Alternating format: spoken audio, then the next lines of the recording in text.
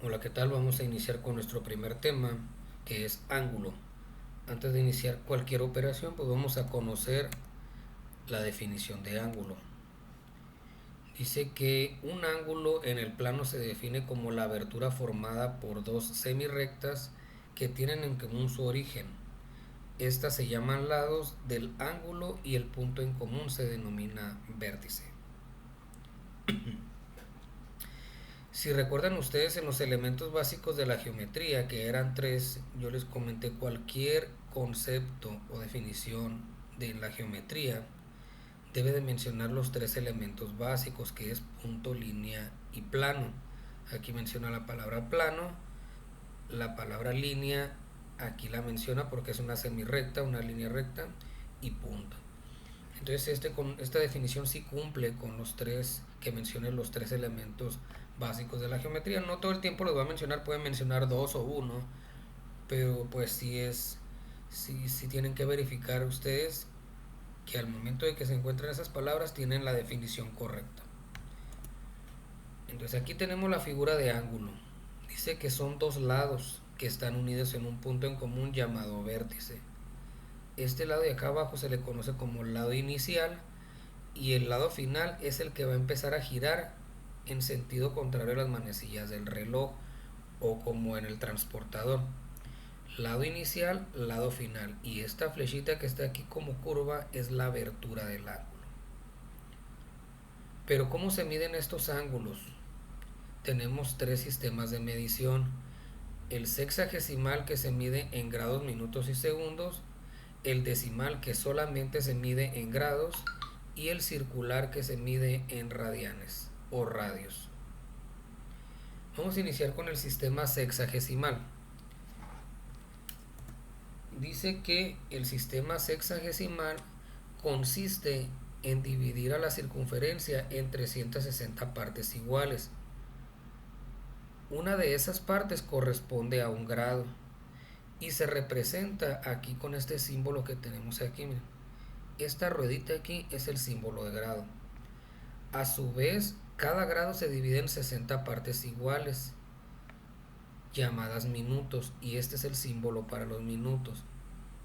Y cada minuto en 60 partes iguales, llamadas segundos, y se representa con dos cómitos.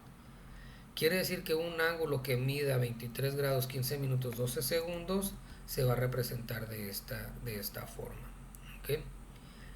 ¿Por qué se le llama sexagesimal? Sexagesimal significa que está basado en un sistema de 60, como el reloj, que tiene 60 minutos 60 segundos. Cuando llegan al 59 se devuelve a cero y el tope es 60. Por eso es que es un sistema sexagesimal basado en 60. Entonces esta tablita a ustedes les va a servir porque es como un comparativo de equivalencias. Un grado equivale a 60 minutos. Un minuto equivale a 60 segundos. O es lo mismo que les comentaba en el reloj. En los segundos, cuando llega a los 60 segundos, ¿qué es lo que pasa con el reloj? Brinca un minuto. Cuando los minutos dan una vuelta completa, o sea que completan 60, ¿qué es lo que pasa? Brinca uno. Pero aquí en esto, en los grados, brinca un grado. En el reloj brinca una hora. Pero pues esta es la tablita que ustedes van a ocupar, donde un grado equivale a 60 minutos, un minuto equivale a 60 segundos. Vamos a ver con el sistema decimal. En el sistema decimal es igual, consiste en dividir la circunferencia en 360 partes iguales, llamados grados. Esta medida está formada solamente por grados y grados con decimal. Por ejemplo, este es un grado decimal y este es un grado decimal con punto decimal. ¿Qué significa decimal? Que el sistema de medición está basado en 10. O sea que aquí puede llegar hasta el 9, 10, 11, 12. O sea que el tope son 10. Igual aquí, no como el pasado que el tope eran 60. Aquí es decimal no porque tenga punto decimal, sino porque estos números pueden llegar hasta el 9 y de ahí brinca al 0, que son 10 dígitos. Por eso se le conoce como decimal. Y aquí tenemos el ejemplo del transportador que yo les comentaba. Lo que ustedes cuando dibujaban ángulos empezaban a contar en sentido contrario a las manecillas del reloj. De aquí para acá eran 90, 180, 270 y 360 grados. Este es el sistema decimal en grados. El sexagesimal pues no se mide con un transportador como aquí. Es un poco más sofisticado de forma digital, el sexagesimal. Vamos ahora con el sistema circular. El circular está basado en la palabra radios. Si ustedes ven en el sistema pasado, ustedes medían los ángulos con su transportador hacia acá en forma de grados porque dividían la circunferencia en 360 partes iguales. Aquí no. Aquí dependiendo de la medida de la circunferencia, la longitud del radio la empiezan a distribuir alrededor de la circunferencia y empiezan a medir cuántos radios mide ese ángulo. Es por eso que se le conoce por radián. Y este consiste en la abertura de un ángulo cuyo vértice está en el centro de la circunferencia y sus lados cortan un arco cuya longitud es igual al radio de la misma. O sea que la longitud del arco es la misma que la del radio. Y cuando el ángulo está más grande, pues nada más preguntan cuántos radios caben en ese ángulo.